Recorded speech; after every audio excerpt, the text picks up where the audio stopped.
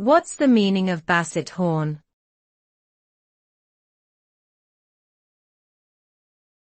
Basset horn.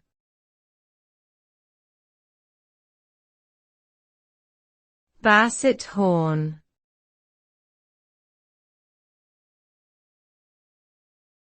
Basset horn.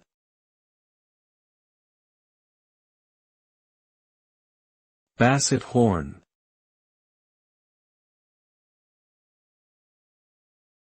The basset horn is a woodwind instrument that resembles the clarinet but has a longer and more conical bore.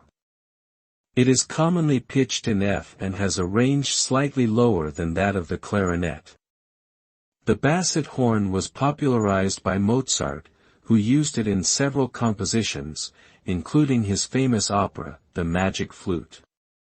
It is known for its mellow and expressive tone quality and is often used to provide a rich, sonorous sound in orchestral and chamber music settings.